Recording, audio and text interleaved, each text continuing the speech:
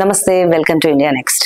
శ్రీ జయప్రకాష్ నారాయణ గారు గత 3 దశాబ్దాలుగా అటు మేధావి వర్గంలోనూ ఇటు రాజకీయ రంగంలోనూ విలక్షణమైన వ్యక్తిత్వంతో స్వచ్ఛమైన రాజకీయ సామాజిక వ్యవస్థ కోసం పోరాడుతున్న ఒక మాజీ ఐఏఎస్ అధికారి. లోక్సత్తా పార్టీ సిద్ధాంతాలతో ఎందరో యువకుల్లో మేధావుల్లో స్ఫూర్తిని నింపిన నాయకులు. వైద్య రంగంలోనూ పాలనా రంగంలోనూ ప్రజాహిత రంగంలోనూ ప్రపంచ రాజకీయ సామాజిక ఆర్థిక అంశాలను ఆకళింపు చేసుకుని కొత్త సమాజం కోసం తపిస్తున్న ఒక మార్గదర్శి. ఇండియా నెక్స్ట్ ఒక సంస్థగా ఏర్పడిన 10 ఏళ్ల నుండి దానికి ఒక పెద్ద దిక్కుగా ఉండి ఇలా ఈ సంస్థ ఒక ఛానల్ గా అవతరించడానికి ప్రేరణ ఇచ్చిన శ్రేయోభిలాషి జయప్రకాష్ నారాయణ గారి అంతరంగాన్ని ఆవిష్కరించడానికి తొలిసారి ఇండియా నెక్స్ట్ చేస్తున్న ప్రయత్నం ఇది. నమస్తే sir, welcome to India next. Thank you Jhansi గారు. సార్వత్రిక ఎన్నికల తర్వాత మారిన ఈ రాజకీయ ముఖ చిత్రం అటు జాతీయ స్థాయిలోను రాష్ట్ర స్థాయిలోను ఎలా ఉందంటారు? మీ ఉద్దేశం ఏంటి సార్? ఝాన్సీ, మనం పార్టీ రాజకీయాలను పక్కన పెడితే సరే, పార్టీలు గొడవలు అంటే పక్కన పెట్టేద్దాం. మౌలికంగా ఒక ప్రజాస్వామ్య సమాజంలో, ఒక డెమోక్రసీలో long term and short term రెంటిని సమన్వయం చేయడం చాలా కష్టం అని ఇంకోసారి రుజువైంది. ఎవరికైనా మనకు కూడా మానవ సహజం ఏంటంటే వెంటనే క్షణికమైనటువంటి ఆనందాన్ని పొందాలని చెప్పని. మీరు పిల్లల్ని పెంచారు, చాలా అద్భుతంగా తీర్చిదిద్దారు, కానీ దానికి ఎన్ని కష్టాలు పడి ఉంటారు. 7 ఏళ్ల వయసులో 10 ఏళ్ల వయసులో అమ్మ నేను టీవీ చూస్తాను, అమ్మ నేను వీడియో గేమ్స్ ఆడతాను, లేకపోతే రాత్రి 10-11 అయినా కూడా నేను మేల్కొని ఉంటాను, సహజంగా ఉంటుంది. వాళ్ళకి క్షణికమైన ఆనందం కావాలి. తల్లిదండ్రులుగా మనకి ఆ పిల్లలు సంతోషంగా ఉండాలి, అదే సమయంలో రేపొద్దున భవిష్యత్తు ఉండాలి. లాంగ్ టర్మ్ మనం ఆలోచిస్తాం. మరి తల్లిదండ్రులుగా మీకు పేగు బంధం అన్నది, జన్యు సంబంధం అన్నది, ప్రేమాభిమానాలు ఉన్నాయి, పిల్లలు మీ మీద పూర్తిగా ఆధారపడ్డారు. అయినా కూడా కొన్ని సందర్భాల్లో పిల్లలు అమ్మ ఐ హేట్ యూ అని చెప్పని తలుమూసేస్తారు. ఎందుకని? ఈ లాంగ్ టర్మ్ షార్ట్ టర్మ్ క్షణికమైనటువంటి ఆనందము అవసరము, దీర్ఘకాలిక ప్రయోజనం.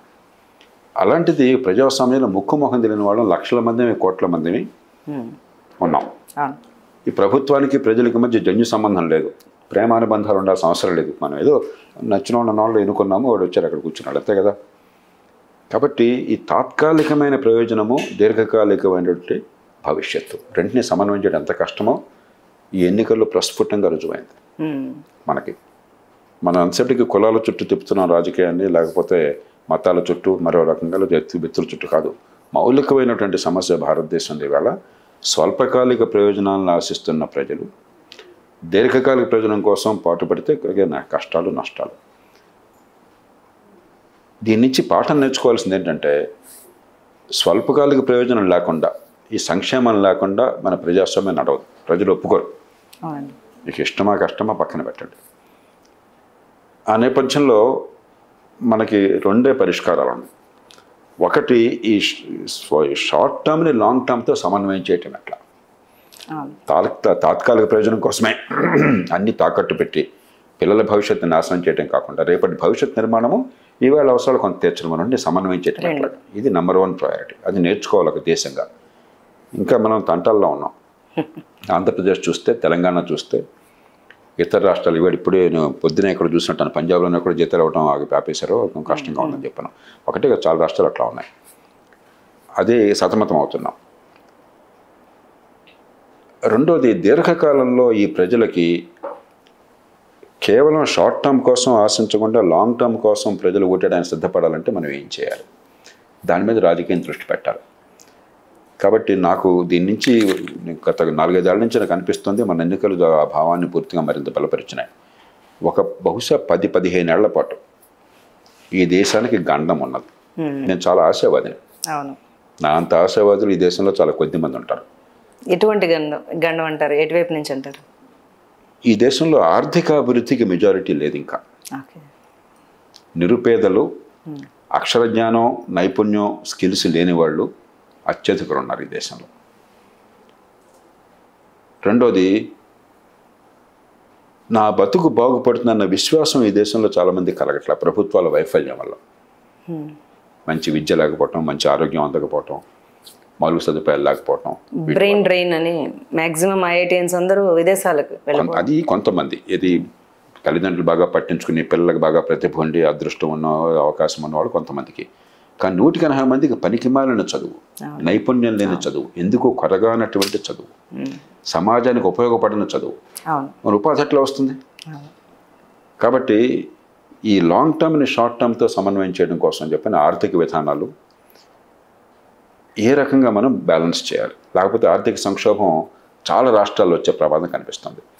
రెండోది, దీర్ఘకాలంలో ప్రజలకి ఈ స్వల్పకాలిక దీర్ఘకాలిక ప్రయోజనాలు అర్థం కావాలని చెప్పంటే నా ఓటుకి నా బతుక్కి మధ్య సంబంధం తెలియాలి. అంటే స్ట్రక్చరల్గా చాలా చేంజెస్ కావాలి, అధికార వికేంద్రీకరణ చేయడం. ఇప్పుడు ఇక్కడ అపార్ట్మెంట్లో ఉన్నాం, కాంప్లెక్స్లో ఉన్నాం. నేను ఎప్పుడు ఉదాహరణ ఇస్తుంటాను, ఎందుకంటే పెద్ద కష్టమైన మాటలు చెప్తే అర్థం కాదు. చిన్న సింపుల్ ఉదాహరణ మనకి జీవితంలో చాలా పాఠాలు నేర్పుతాయి. నెల మెయింటెనెన్స్ ఫీ కడుతున్నాం ఇక్కడ. మేమందరం కలిసి ఒక కమిటీని ఏర్పరచుకున్నాం, నచ్చిన వాళ్ళని, మంచి వాళ్ళని, టైం ఇచ్చేవాళ్ళని. లిఫ్ట్ పనిచేయలేదనుకోండి, ఇక్కడ మంచినీళ్ళు రావట్లేదు అనుకోండి కొడాయిలో, లేకపోతే వాచ్ అండ్ వార్డ్ బయట లేదనుకోండి, పార్కింగ్ సరిగ్గా లేదనుకోండి, వెంటనే నేను ఫోన్ చేస్తాను. ఏం భల్లా గారు ఏంటిది ఇంత డబ్బులు కడుతున్నాం, లిఫ్ట్ అని చెప్పితే ఎట్లాగా? మా అమ్మగారు లిఫ్ట్ లేకపోతే దిగలేదు, మెట్లు ఎక్కలేదు, దిగలేదు, పార్కింగ్ లేకపోతే ఎట్లాగా అని చెప్తాను. ఎందుకని నేను ఎందుకు డబ్బు కడుతున్నానో, ఎందుకని వాళ్ళని అక్కడ పెట్టుకున్నానో నాకు చాలా స్పష్టత ఉన్నది. అప్పుడు కులాలు ఉండవు, మతాలు ఉండవు, వాడు నన్ను ప్రలోభాలు ఉండవు. ఈ లిఫ్ట్ పని చెప్పితే నువ్వు చెప్పిన మాట నాకు ఎందుకు అని చెప్పాను. అంటే అంత సంబంధం ఉండాలి ప్రజలకి, ప్రభుత్వం, మన పన్నులకి, మన సేవలకి, కట్టే పన్నులకి, వచ్చే సేవలకి, వేసే ఓటుకి, జరిగే ఫలితాలకి మనం ఆ సంబంధం లేనటువంటి వ్యవస్థ నిర్మాణం చేశాం. దాంతో ఏమవుతుంది, చాలా సందర్భాల్లో మన ప్రజలు మన ప్రయోజనాలకు వ్యతిరేకంగా వ్యవహరిస్తున్నారు. ఈవేళ కూడా మీరు పేపర్లో పొద్దున్న చూస్తే కొన్ని పేపర్లో ఎడిటోరియల్ కాలమ్స్ కానీ ఇంకోటి కానీ, లేబర్ లాస్ మార్చకపోతే, వాటిని లిబరలైజ్ చేయకపోతే ఎవ్వరూ కూడా ఉపాధి కలిగించేటువంటి పరిశ్రమ పెట్టడానికి సిద్ధంగా లేరు. పెట్టుబడి పెట్టినవాడు ₹1,00,00,000 రిస్క్ తీసుకుంటే, నేను 10 మందికి ఉద్యోగం ఇచ్చినందుకు నేను పాపాత్మని అయితే నాకెందుకంటే గొడవ ఏదంతా ఏదో ₹4 చేసుకుంటాను, మార్కెట్లో నిలబడతాను, నేను పోటీకి వచ్చాను. నేను ఇక్కడికి మీరు నన్ను అసలు 10 మందికి ఉద్యోగం ఇస్తే నా ప్రాణ దిశ పరిస్థితి నేను ఎందుకు చేస్తాను? కాబట్టి కొంచెం సడలించాలి అవసరాన్ని మేరకు. వెంటనే ఉద్యమాలు చేస్తామంటారు. అంటే ఏమవుతుంది, లేబర్ లాస్ ఉపాధి కల్పనకి వ్యతిరేకమైనవి. ఉపాధి కల్పన పెంచకుండా ఉపాధిని ఆపేస్తున్నాయి. అట్లాగే వ్యవసాయంలో ఆదాయాన్ని పెంచడానికి మార్గాలు, పోటీ పెంచుదామని చెప్పంటే, ఏ రైతుల ప్రయోజనం కోసం మీరు చేస్తున్నారు, రైతులే వాళ్ళ ప్రయోజనం అర్థం కాక ప్రతిఘటిస్తారు. జరిగింది. అలాగే ప్రభుత్వోద్యోగుల సంఖ్య చాలా తక్కువైనా కూడా వాళ్ళకి కావాల్సింది మా జీతాలు, మా పెన్షన్లు, మా బతుకులు తప్ప జనం ఏంటో మాకు అనవసరం, మాకు చేయకపోతే అంత తెలుస్తాం. ఇప్పుడు బహిరంగంగా మాట్లాడతారు, ప్రభుత్వాన్ని నిలవనేమో, దింపేస్తాం మేము, భయపెట్టేస్తారు. ఎందుకని మిగతా ప్రజలకు వాళ్ళ ప్రయోజనం అర్థం కాదు. కాబట్టి దీన్ని అర్థమయ్యే రీతిలో చేయాలంటే అధికారాన్ని వికేంద్రీకరించాలి. ఎంత వీలుంటే అంత ప్రజలకి మనం ఇప్పుడు ఎంత మ్యానిపులేట్ చేస్తున్నాం వాళ్ళ సైకాలజీని, కులం ఉపయోగించి, మతం ఉపయోగించి, ప్రాంతం ఉపయోగించి, ఓట్ల కోసం. అలా కాకుండా ఎక్కువ మందికి స్వప్రయోజనం అర్థమైందనుకోండి, ఝాన్సీ గారు అధికారంలోకి వస్తే బాధ్యత తీసుకుంటే ఆవిడ చెప్పే మాటలు, చేసే పనుల వల్ల నా జీవితంలో ఏమవుతుందో నాకు స్పష్టంగా అర్థమైనట్టయితే అప్పుడు సమాజాన్ని కాపాడగలం. ఆ వ్యవస్థ నిర్మాణం చేయాలి. మన ప్రజాస్వామ్యాన్ని ఓటుకి, అరుపులకి, కేకలకి, పడబొబ్బలకి, నిరసనలకి పరిమితం చేశారు. ఇదే ప్రజాస్వామ్యం అంది. అంచేత ఈ రెండు, ఒకటి వెంటనే చేయాల్సింది ఆర్థికంగా దేశ భవిష్యత్తుని కాపాడాలంటే ఎట్లా సమన్వయం చేయాలి, కొంచెం దీర్ఘకాలమైనా కూడా ప్రజాస్వామ్యాన్ని ఊరికే ఓటుకిని, అరుపులకి పరిమితం చేయకుండా ప్రజాస్వామ్యాన్ని పూర్తిగా జీర్ణించుకుని పనికొచ్చేట్టుగా అలా చేయాలి. ఈ రెండు మీద దృష్టి పెట్టకపోతే మనం కష్టాలు పాలవుతాం.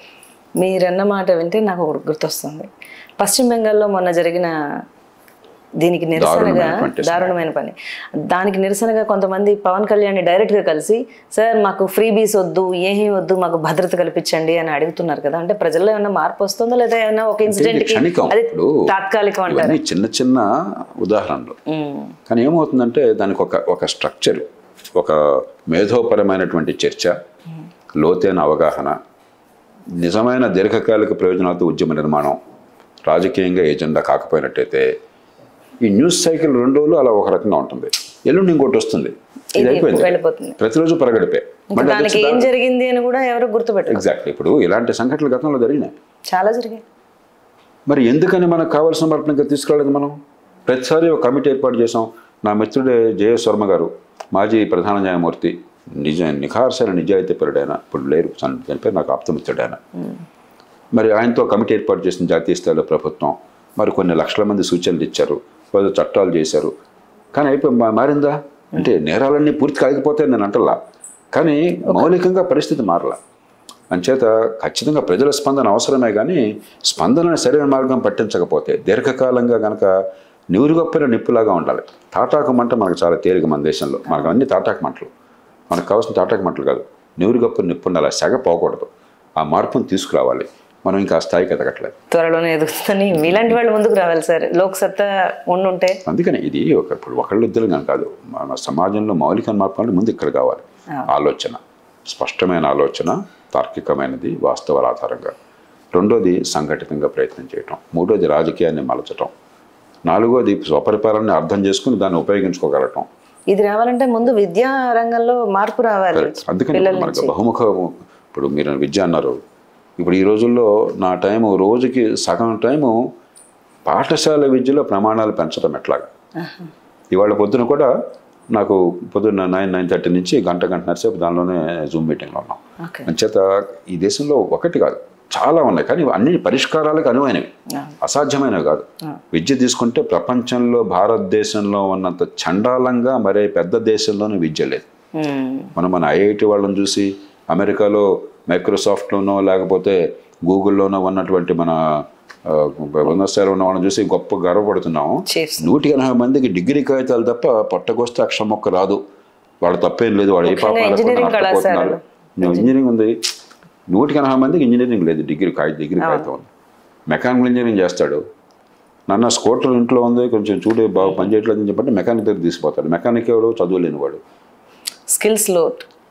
కాబట్టి మనకి ఇది ఒక చిట్కా కాదు, చాలా రంగాల్లో విద్య, ఆరోగ్యం, స్థానిక ప్రభుత్వాలు, ఆర్థిక క్రమశిక్షణ, పెట్టుబడులు పెంచే వాతావరణము, మౌలిక సదుపాయాల కల్పన, చాలా రంగాల్లో బహుముఖంగా పనిచేయాలి. కొన్ని చేస్తున్నాం, కొన్ని అసలు విస్మరిస్తున్నాం. Correct sir.